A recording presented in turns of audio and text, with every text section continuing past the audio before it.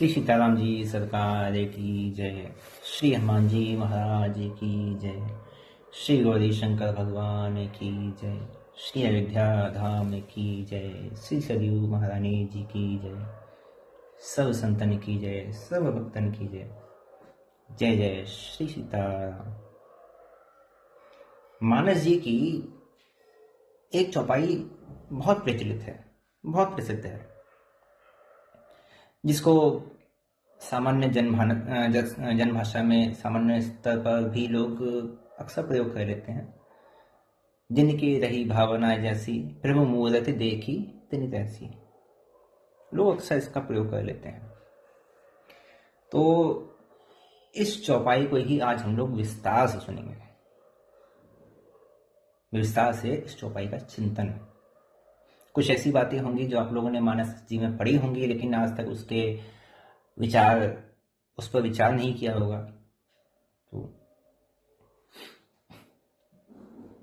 भरत जी जब चित्रकूट की ओर चलते हैं और वहां पे जब राम जी और सीता जी का जब दर्शन करते हैं, तो भरत जी ने देखा कि श्याम वर्ण के भगवान राम वल्कल वस्त्र धारण किए हुए हैं, साथ में जानकी जी बैठी हैं, और उन्हें देखकर ऐसा लगता है जैसे रति और काम ही मानो शरीर धारण करके विराजमान है।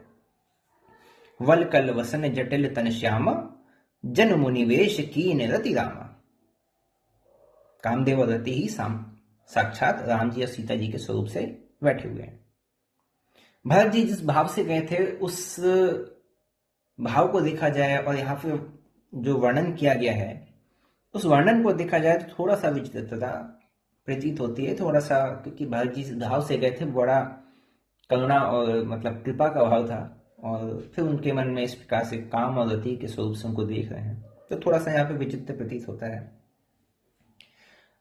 वही जब बालकांड में जब राम जी जब धनुष यज्ञ के मंडप में पधारते हैं, और उस समय भी जो जनकपुर के नर नारी हैं और बाहर से जितने भी आए हुए जो राजागण हैं, वो प्रभु का दर्शन करते हैं।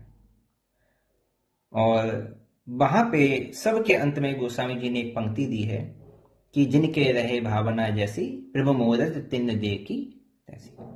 जिनकी ऐसी भावना है, उन्होंने प्रभु को उसी रूप में देखा। और यदि इस पे चिंतन किया जाए तो वास्तव में यही सत्य भी है ना। यद्यपि लगता तो यही है कि हम नेत्रों से ही देख रहे हैं, लेकिन ऐसा नहीं है, क्योंकि नेत्र को देखने की जो क्षमता प्रदान करने वाला है वो मन है। मन में अपने संस्कार होते हैं, अपने भाव होते हैं, अपने संकल्प विकल्प मन में होते हैं, और यही भाव, यही संकल्प नेत्रों के साथ मिल जाते हैं। जैसे राम जी को देखने का भाव हनुमान जी का अलग था, और रावण को उनको देखने का भाव अलग था। वही नेत्र तो एक ही प्रकार से देख रहे हैं ना, लेकिन मन का भाव, मन के संस्कार, मन के संकल्प वहां पे नेत्रों के साथ जुड़ जा रहे हैं। इसीलिए जो भगवान के भक्त होते हैं, वो भगवान को बार बार देखना चाहते हैं। वनवास में जब वनवासिनी जो स्त्रियां होती हैं, जब वो राम जी के दर्शन करती हैं तो पूछती हैं कि तुमने भगवान को देख तो लिया, अब और क्यों देखना चाहती हो? भगवान को तुमने देख लिया, अब बार बार क्यों देखना चाहती हो? तो कहती है कि नी के क्या मैं ना बिलोकन पाऊं।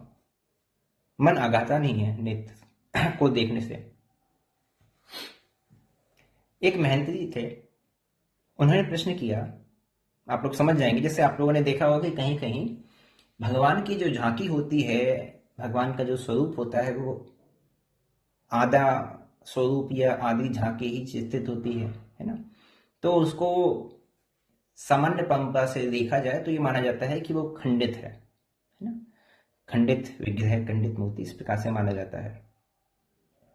तो उन्होंने कहा कि हमारे यहाँ भगवान राम के दूल्हे के रूप में और जानकी जी को वधू के रूप में हम लोग पूजते हैं, तो वहां पे राम जी का जो विग्रह है, जिसकी पूजा होती है ना, वो केवल कटी तक का है, कमर तक का ही उनका विग्रह है। जबकि यदि उपासना की दृष्टि से देखा जाए और वेद की मर्यादा के अनुसार देखा जाए, तो भगवान का विग्रह या चित्र है जो होना चाहिए, वो पूर्ण होना चाहिए। तो उनका ये प्रश्न था, ये था कि दूल्हे राम जी का ये जो केवल कटी तक का जो चित्र है ना, जो विग्रह है, क्या ये अधूरा नहीं है? क्या ये अधूरा नहीं है? क्योंकि जिस रीति का हम सब लोग पालन करते हैं तो भगवान के इस प्रकार के विग्रह को अधूरा माना जाता है। तो उत्तर में आपने मानस जी में भगवान के सौंदर्य की झांकी का वर्णन अलग अलग जगह देखा होगा, है ना। और उन सब जगह यदि आप गहराई से पढ़ेंगे तो आपको सब जगह एक विचित्र बात पता चलेगी। मैंने पहले ही कहा था कि प्रसंग आपने पढ़ा होगा लेकिन उसको गहराई से कभी देखा नहीं होगा। तो यदि आप गहराई से देखेंगे तो आपको सब में एक विचित्रता पता चलेगी कि उसमें कोई भी ऐसा वर्णन नहीं है, कोई भी भगवान के स्वरूप का ऐसा चित्रण नहीं है जिसमें भगवान राम के समस्त अंगों का वर्णन किया जाए। कोई ना कोई जो अंग है वो प्रत्येक वर्णन में छोड़ दिया गया है। जैसे भगवान के जब बाल स्वरूप का जब वर्णन किया गया है तो उसमें उनके घुंघरैले बाल, उसका वर्णन है, फिर मस्तक का है, फिर मुख का है, फिर कपोल अर्थात गाल का है, ओष्ठ का है, दांत का है, फिर पैर के जो नुपुर हैं उनका, उन सब का वर्णन है। लेकिन वहां पे जब आप ध्यान से पढ़ेंगे तो आप बड़े आश्चर्यचकित हो जाएंगे कि उसमें भगवान के नेत्रों का वर्णन है ही नहीं। बाल जो स्वरूप है उसमें भगवान के नेत्र का वर्णन है ही नहीं। यद्यपि नेत्र का वर्णन ना होना थोड़ा सा अटपटा लगता है, लेकिन वर्णन की जो अपूर्णता है ना, इसके पीछे भी गोस्वामी जी का एक संकेत है। उस संकेत को बस समझने की आवश्यकता है। तो महंती जी से कहा कि जब पुष्प वाटिका में जब जानकी जी, श्री सीता जी ने भगवान राम को देखा और सखियों ने जब जानकी जी के सामने भगवान राम के सौंदर्य का वर्णन करते हुए उनसे आग्रह किया कि आप जरा इस सौंदर्य को देखिए, तो वहां पे भी एक ध्यान देने वाली बात है। उन सभी पंक्तियों में भी भगवान के केवल कटी तक का ही वर्णन है। कटी के नीचे चरण आदि का बिल्कुल वहां पे वर्णन नहीं किया गया है। सखियां जानकी जी से यही कहती हैं, क्या कहती हैं? सोवासीब सुभग दोई बीरा, है ना, नीलपीत जल जाब शरीरा, मोर पंख सिर सोहत नीके, गुछ बीच बिछ कुसुम कली के, भाल तिलक श्रम बिंदु सुहाए। भाल तिलक, माथे पे पसीने की बूंदे सुहा रही हैं, सोहित हो रही हैं। श्रवण सुभग भूषण छवि छाए, कानों में कुंडल, बिकट भ्रिकुटी कच घूगर बारे, घुंघरेले बाल, है ना, नभ सरोज लोचन रत्नारे, चाबुक चिबुक नासिका कपोला, हास बिलास लेत मन मोला, मुख छवि कही न जाई मोहि पाही, जो बिलो की बहु काम लजाही। अब मस्तक का पूरा वर्णन हो गया, कपोल का, फिर गाल और फिर भगवान के गले तक का। अब और मणिमाल कंबुगल ग्रीवा, काम कलभ गर कर भुज बल सीवा, सुमन समेत बाम कर दोना, सावर कुंवर सखी सुठी लोना, है ना, कि हरि कटी पत पीत धर, सुषमा शील निधान, है ना, देह की भानुकुल भूषण ही बिसरा सख न पान। भगवान की कटी के नीचे का वर्णन ही नहीं है ना। राम में क्या कहा गया कि मोर पंख है, माथे पे पसीने की बूंदें हैं, घुंघराले वाल हैं, होठों पर मुस्कान ऐसी है कि प्रत्येक व्यक्ति के मन के जो मूल्य है उसके मन का जो मूल्य है उसको देके उसको मन को मोह ले रही है। मणियों और मोतियों की दिव्य माला है, विशाल भुजाएं हैं, बाएं हाथ में कमल का दोना है, जिसमें वाटिका से चुने हुए कुछ पुष्प हैं जिनकी कटी सिंह के समान है और जो पीत वस्त्र धारण किए हुए हैं। बस इतना। अब कटी के नीचे का भगवान का वर्णन ही नहीं है। तो इसी प्रकार से जैसे पुष्प वाटिका में भी जो राम जी हैं उनका वर्णन कटी तक का ही है, उसी प्रकार से जो दूल्हा राम जी हैं उनका भी वर्णन कटी तक का है। और संपूर्ण वर्णन न करने के पीछे गोस्वामी जी का संकेत क्या है? गोस्वामी जी का संकेत है कि भगवान जो असीम है, उस असीमता का जो दिव्य स्वरूप है उसका वर्णन किसी के लिए भी कर पाना संभव नहीं है, क्योंकि भगवान का प्रत्येक अंग ही इतना दिव्य है कि जो जाता है वो एक ही अंग में स्वयं स्थित हो जाता है। जो भगवान के एक अंग को देख लेता है वो उस अंग में ही स्थित हो जाता है। तो उस जो असीम सौंदर्य है उसको पूर्ण रूप से अपनी दृष्टि में नहीं लाया जा सकता, किंतु फिर भी हमारी दृष्टि जैसी होती है, भावना जैसी होती है, अपनी उसी भावना के अनुकूल जो कुछ संभव है उसे हम देखते हैं। तो यहाँ पर जो सखियां हैं वो भी कटी तक के स्वरूप का ही दर्शन करती हैं। और इसी तरह बाल रूप, किशोर, विवाह, ये सब झांकियों के वर्णन में भी यही बात देखी जाती है। इसमें ना आश्चर्य है ना ही कोई आपत्ति वाली बात है, क्योंकि अनंत के वर्णन में कुछ न कुछ छूट जाना स्वाभाविक है। अनंत को कभी नापा नहीं जा सकता। इसके संदर्भ में एक दोहा आप सभी ने शायद सुना हो, है ना, कि जिसमें बताया गया है कि संसार में जिसने भी किसी व्यक्ति के सर्वांग का चित्र बनाया तो वही चित्र बनाया तो जा सकता है। किसी व्यक्ति के सर्वांग का चित्र तो बनाया जा सकता है, लेकिन जब बात आती है भगवान की, तो भगवान के विषय में तो लिखन बैठ जा की सभी गही गई गर्भ गरूर भय न केते जगत के चतुर चितेरे कुल, कि जगत में जितने भी जो चतुर हैं, चित्रकार हैं, वे भी उसका पूर्ण चित्रण करने से वंचित ही रह गए। एक ऐसे भक्त थे, एक चित्रकार भी थे वो, और उनके हाथों में कुछ ऐसी कला थी कि उनके बनाए हुए जो चित्र थे वो बड़े सजीव लगते थे। तो एक बार उन्होंने भगवान का एक बड़ा सुंदर चित्र बनाया, और वो चित्र भगवान का सचमुच इतना चैतन्य हो गया कि उसमें से भगवान बोल पड़े कि भाई तुमने बड़ा सुंदर चित्र बनाया, लेकिन मुझे आश्चर्य होता है कि तुमने चित्र में मेरे चरण तो बनाए नहीं, ये तो अधूरा तुमने छोड़ दिया ना। तो इस पर चित्रकार ने कहा कि प्रभु ऐसा तो मैंने जानबूझकर किया है। क्यों? क्योंकि मुझे डर है कि यदि चरण होने पर आप कहीं भाग ना जाओ। यदि चरण नहीं होंगे तो कम से कम आप यहीं तो रहोगे, कहीं जाओगे तो नहीं। तो इस बात से क्या मिला संकेत कि जिनकी रही भावना ऐसी, भक्त वही देखता है जो उसकी भावना होती है। जिस समय विभीषण जी भगवान राम को देखते हैं, सबसे पहले जब विभीषण शरणागति का प्रसंग आता है, तो सबसे पहले जब भगवान का दर्शन करते हैं तो गोस्वामी जी वहां लिखते हैं, दूर ही ते देखे दो भ्राता नैनानंद दान के दाता। वो देखते हैं कि भगवान जो राम है वो दान के दाता है। आश्चर्य है, क्योंकि भगवान राम की वेशभूषा देखी जाए तो कहीं भी ये तो दिखाई नहीं देना चाहिए। भाई भगवान राम यदि सिंहासन आरूढ़ हो, मणि मुकुट धारण किए हो, तब तो किसी को दिखाई पड़े कि हाँ भाई दान के दाता है। ये तो बड़ा स्वाभाविक है।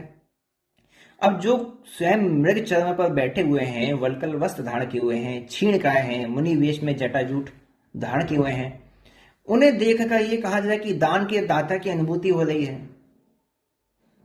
उस दृष्टि में भी भगवान से कुछ पाने की लालसा है ना। तो लालसा क्या थी विभीषण जी के मन में कि सचमुच उन्हें लंका प्राप्त करने की लालसा थी, इसलिए भगवान उन्हें दान के दाता के रूप में दिखाई देते हैं। इसके बाद की पंक्ति में गोस्वामी जी लिखते हैं कि जब विभीषण जी ने जब राम जी को देखा है तो सबसे पहले उनकी दृष्टि मस्तक पर या चरण पर नहीं पड़ी है। ना भगवान के मस्तक को देखा है, मुख को देखा है, ना भगवान के चरण को देखा है ना। भले ही जब मारा है तो आ रहे हैं कि देखें वो जान चरण जल जाता कि भगवान के चरणों का दर्शन करूंगा, लेकिन जब भगवान का दर्शन कर रहे हैं तो भगवान के चरणों का दर्शन सबसे पहले नहीं किया है, ना भगवान के मुख कमल का दर्शन किया है। देखते क्या है भुज प्रलंब कंजारुण लोचन, श्यामल गात प्रणत भय मोचन। उन्हें क्या दिखाई देता है कि भगवान राम की जो भुजाएं बड़ी लंबी है। इसका सीधा सा अर्थ यह है भाई, एक दास जब देखता है तो उसकी दृष्टि चरण की हो जाती है। दास की दृष्टि हमेशा चरण की हो जाती है, लेकिन मित्र है तो मित्र की दृष्टि सदा भुजा की हो जाती है। जो वात्सल्य से प्रेरित भाव है उसकी दृष्टि मुख की हो जाती है, और जो श्रृंगार रस के भाव से देखता है उसकी दृष्टि भगवान के नेत्र की हो जाती है। कहने का तात्पर्य है वस्तुतः कि जो भगवान है, असीम है, उनको हम उनके पूर्ण रूप में नहीं देख सकते हैं और ना ही उनको चित्रित किया जा सकता है। जाकी रही भावना जैसी, जो जिस भाव को अपने हृदय में रखेगा वो उसी भाव में भगवान का दर्शन करेगा। मानस जी में वक्ता और श्रोता के रूप में 4 घाटों की एक धारणा बनाई गई है। आप सभी ने सुना ही होगा। और इन 4 घाट में से, जैसे मैंने प्रारंभ में ही कहा कि कुछ चीज ऐसी हैं जो आप लोग पढ़ते होंगे लेकिन आप लोगों ने ध्यान नहीं दिया होगा।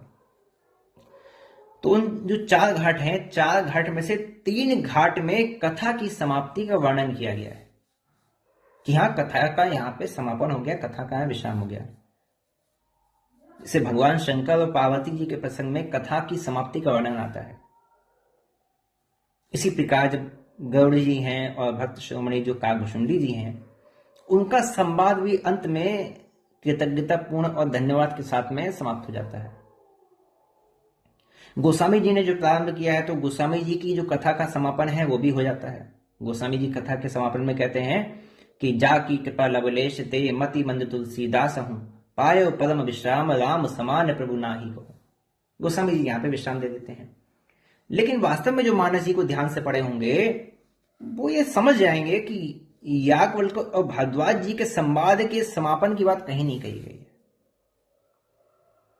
भाई कहने वाले ये भी कह सकते हैं कि हो सकता है गोस्वामी जी भूल गए, है ना। लेकिन यहां पर भी गोस्वामी जी का तात्पर्य वही है कि व्यवहार में भले ही राम जी की कथा का विराम या विश्राम हो जाए, लेकिन भगवान की कथा ऐसी है जो निरंतर चलती ही रहती है, निरंतर बहती ही रहती है। 3 वक्ताओं के संदर्भ में अगर संवाद का विराम है तो जो चौथे श्रोता है, वक्ता है, वहां पे विराम विश्राम नहीं है। अर्थात भगवान के जो रूप हैं, भगवान के चरित्र हैं, भगवान के सौंदर्य हैं, वो इतने अमित हैं, इतने अपरिमित हैं कि उनकी परिपूर्णता का कोई अंत है ही नहीं। भगवान के कथा के विश्राम का, भगवान की परिपूर्णता का कहीं पे भी अंत है ही नहीं। जनकपुर की जब स्वयंवर की सभा होती है तो वहां पे गोस्वामी जी कुछ चौपाइयां लिखते हैं। जिनकी रही भावना जैसी, प्रभु मोदक तिन देखी तैसी, देखे रूप महारण धीरा, मनहु वीर बस धरे शरीरा, डरे कुटिल प्रभु ही निहारी, मनहु भयानक मोदति भारी, रहे असुर छल छोन प्रवेशा, तिन प्रभु प्रगट काल सम देखा, पूर्वासन देखे 2 भाई, नरभूषण लोचन सब सुखदाई, नारी बिलोक हर्षि है, निज निज रुचि अनुरूप, जन सो हित श्रृंगार धरी, मूर्ति परम अनूप, हरि भगतन देखे 2 भ्राता, इष्ट देव इव सब सुख दाता। तो गोस्वामी जी इस प्रसंग का गोस्वामी जी ने वर्णन किया है, लेकिन एक बात यहां पे बड़ी सावधानी की आ गई। गोस्वामी जी से प्रश्न किया गया कि प्रत्येक जो देखने वाले हैं वो राम जी को कैसे देख रहे हैं, तो ये तो आपने बड़े विस्तार से लिख दिया कि राम जी को ऐसे देख रहे हैं, लेकिन जिनके लिए जितना समाज है, जिनके राजा, जितने राजा हैं, ये सब एकत्र हुए हैं, जिनके लिए ये सारा सब कार्यक्रम हुआ है, उन्हें जानकी जी ने राम जी को कैसे देखा होगा, ये बताइए कि जानकी जी राम जी को कैसे देखती हैं। तो गोस्वामी जी जो वहां पे उत्तर देते हैं वो थोड़ा सा मार्मिक भी है, थोड़ा सा भावना में भी है। वो कहते हैं कि राम ही चितब भाई जही सिया, सो स्नेह सुख नहीं कथनीय, कि जिस भाव से श्री जानकी जी राम जी को देख रही हैं वो कथनीय नहीं है, अर्थात वो कहा नहीं जा सकता। इसके पीछे उनका कहने का मतलब यह है कि यदि वर्णन करेंगे तो किसी न किसी भाषा में करेंगे, यदि उपमा देंगे तो किसी न किसी माध्यम से देंगे। लेकिन यहां तो असीम है देखने वाला, जो देखने वाला है वो असीम है, और जिस ब्रह्म को देख रहे हैं वो भी असीम है। जानकी जी, सीता जी स्वयं उनसे अभिन्न है, अनंत है। इसलिए उनका जो दर्शन है वो वाणी और शब्द के द्वारा वर्णन में नहीं आ सकता। भाई तो कहा गया गोस्वामी जी से कि ठीक है भाई, आप नहीं बता सकते तो कोई बात नहीं, तो भाई सीता जी से ही प्रार्थना कीजिए कि वो किस दृष्टि से राम जी को देख रही हैं, हो सकता है वो स्वयं बता दें। तो गोस्वामी जी ने कहा कि भाई समस्या वही तो है कि वर्णन में तो वो भी नहीं कह सकती। क्यों? क्योंकि उर अनुभवती न कही सक सो, कवन प्रकार कहे कभी को। वो खुद भी नहीं कह सकती उस अनुभूति को, तो कोई दूसरा कैसे कह सकता है?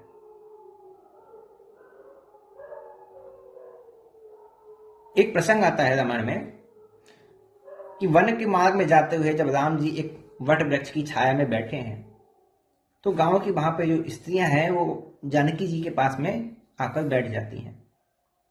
वन के मार्ग में ही गांव के बाहर से गुजर रहे थे राम जी, तो वहां कुछ ग्रामवासी थे, वहीं कुआं था, तो वहां पे वट वृक्ष के नीचे बैठ गए, जल पिया। तो वहां पे जो स्त्रियां थी गांव की, वो जानकी जी के पास आके बैठ जाती हैं और जानकी जी से कहती हैं कि ये बताइए आपके कौन है। यद्यपि चारों ये समाचार फैला हुआ है कि हाँ चक्रवर्ती जो सम्राट दशरथ के पुत्र हैं बन जा रहे हैं, उनके साथ उनकी जो पत्नी है जानकी जी, छोटे भाई लक्ष्मण जी हैं, लेकिन फिर भी ये सब जानकर भी फिर भी सबने पूछा। पूछने का उद्देश्य क्या था? तो वहां पे जो स्त्रियां हैं वो कहती हैं कि इन पर जब जब हमारी दृष्टि जाती है तो हम लोग समझ नहीं पाती हैं कि यह है कौन। वहां पे वर्णन आता है कि शीस जटा और बाहु विशाला, इनके सिर पर जटाजूट है। अब जटाजूट तो मुनि धारण करते हैं, इसलिए जटाजूट विशाल हृदय भुजाओं को देखकर तो ये शांत रस प्रतीत होते हैं, शांत रस से कोई मुनि लगते हैं। तो वही मुनि ही मान लो, तो वही मुनि कैसे मान ले कि जटाजूट सिर पर है, वो तो ठीक है, लेकिन मुनियों के नेत्र में जो उज्ज्वलता होती है वो इनमें नहीं है, अपितु बिलोचन लाल, इनकी आंखों में तो श्रृंगार रस की लालिमा है। इतना ही नहीं, तू सरासन बाण धरे, जब इनकी भुजाओं पर दृष्टि जाती है और दिखाई देता है कि धनुष बाण लिए हुए हैं, तो लगता है कि ये साक्षात कोई वीर रस है। तो तून सरासन बाण धरे, तुलसी बन मालक में सुटी सोहे। तो तीनों ही जो रस हैं वो उनमें दिखाई देते हैं, वीर, श्रृंगार और शांत रस।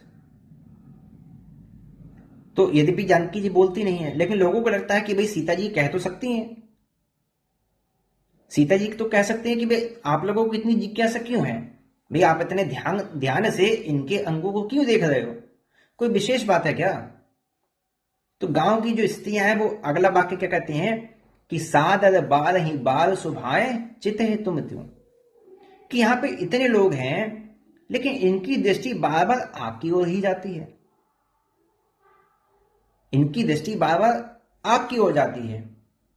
लेकिन उस स्त्री के कहने में यहां पे एक भक्ति भावना का बड़ा अच्छा सार है।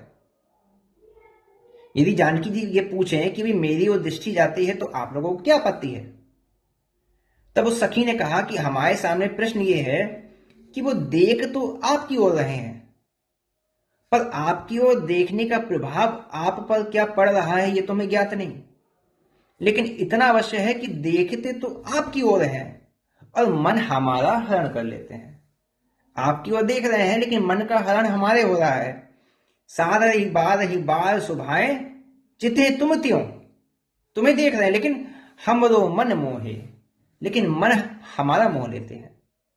आपकी ओर देखकर यदि आपका मन हरण करें तो ठीक है, यदि हमारी ओर देखकर हमारा मन हरण करे ये भी ठीक है, दोनों प्रकार से ठीक है। भाई आपकी ओर देखा आपका मन हरण कर लिया, हमारी ओर देखा हमारा मन हरण कर लिया, ये तो बात ठीक है। लेकिन थोड़ी सी विचित्रता ये आ जाती है कि वो ऐसी दृष्टि से आपकी ओर देख रहे हैं कि हमारा मन इनकी ओर चला जाता है। इसलिए हमारे मन में ये जानने की बड़ी उत्सुकता है कि ये आपके है कौन, आपके साथ इनका संबंध क्या है, तो आप इनका परिचय दीजिए। पूछते गिराम बधु सिंह सो, कहो सावरे से रखी सखी रावलो को है। कि ये जो सांवरे से हैं ये आपके कौन है। तो सीता जी सबसे पहले लक्ष्मण जी का परिचय देती हैं। सहज सुभाय सुभग तनु कोरे, नाम लखन लघु देवर मोरे। इस प्रकार से राम जी का परिचय देना भी बड़ा सरल था। जैसे लक्ष्मण जी का परिचय दिया उसी प्रकार से राम जी का परिचय दे देती, कह देती कि ये हमारे पति देव है, कि भी गौर वर्ण वाले राजकुमार हमारे देवर हैं और ये श्याम वर्ण के हैं, ये जो उनके ज्येष्ठ भ्राता हैं। भाई इस प्रकार से कह सकती थी। लेकिन सीता जी उत्तर देते समय क्या करती हैं, बहुरी बदन बिदु अंचल ढांकी। जानकी जी का मुख अभी खुला हुआ था, अभी उनके मुख पर आंचल नहीं था, है ना, आंचल नहीं था। तो अब उन्होंने क्या किया, अपने आंचल से अपना मुख ढक लिया। फिर पियतन चितई, अब राम जी की ओर देखा। देखिए जब पूछा जा रहा है कि ये आपके कौन है, तो जानकी जी कैसे उत्तर दे रही हैं। सबसे पहले तो अपने मुख को ढका और ढकने के बाद अब राम जी को देखा। भी भला सोचिए कि आंचल ढक लेने से तो वही देखा भी नहीं जा सकता, और परिचय देने की स्थिति में, जब परिचय देने की बात आई तो आंचल डाल लेना, ये तो कोई उल्टी सी बात है। जब देखती भी हैं तो सीधी दृष्टि से नहीं देखती हैं, अपितु उस समय पियतन चितई भौं कई बाकी, भौहें घुमा लेती हैं, नेत्र को टेढ़ा कर लेती हैं, तिरछा कर लेती हैं। अब प्रश्न बात यह आती कि भी वाणी से उत्तर क्यों नहीं दिया, इस प्रकार से करने की क्या आवश्यकता थी।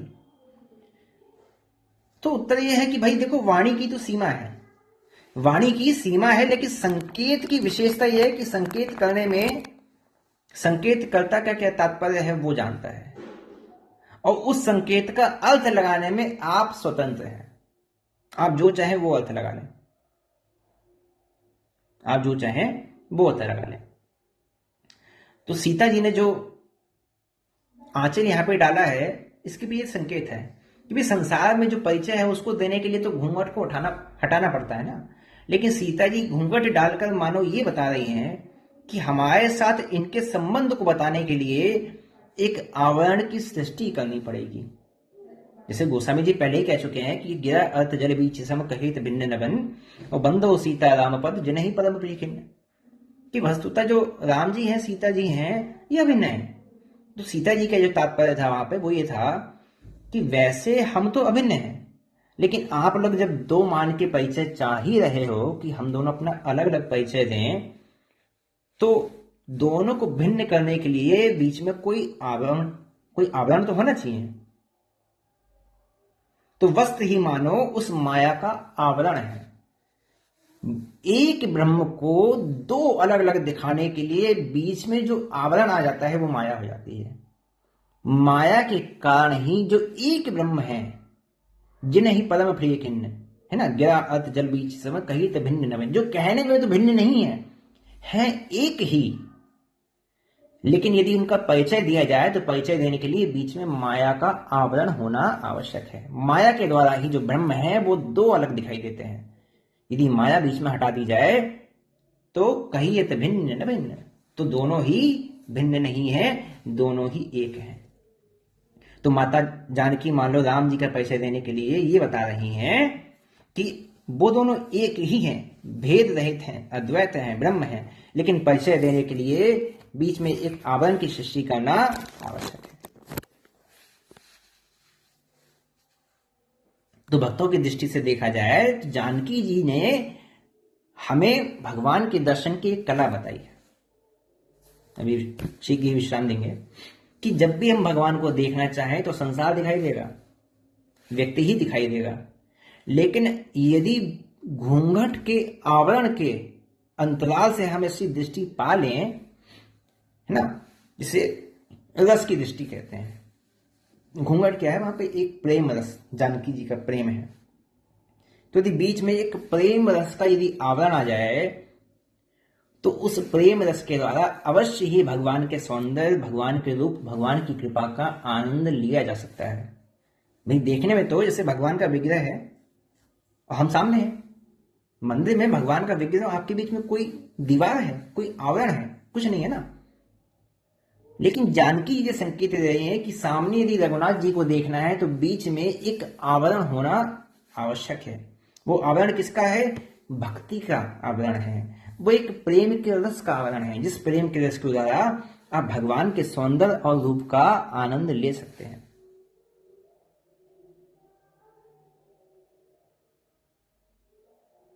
तो वैसे तो इसको प्रसंग को हम लोग और भी आगे ले जा सकते हैं, लेकिन मैं समझता हूँ कि ये जो विश्राम है ये एक प्रकार से बिल्कुल सही स्थान पर है, क्योंकि जो प्रसंग प्रारंभ हुआ था कि जाके रही भावना जैसी, प्रभु मुझे तूने देखी तैसी, कि जिसकी ऐसी भावना होती है वो भगवान के स्वरूप को वैसा ही दिखाई देता है। तो जानकी जी के माध्यम से अंत में यहाँ ये विश्राम में होता है कि जिसके अंदर जैसा भाव है, प्रेम रस है, श्रृंगार रस है, दास रस है, सख्य भाव है, वो उस भाव को अपने और भगवान के बीच में आंचल की तरह रखे और उस आंचल के द्वारा भगवान के स्वरूप का दर्शन करे।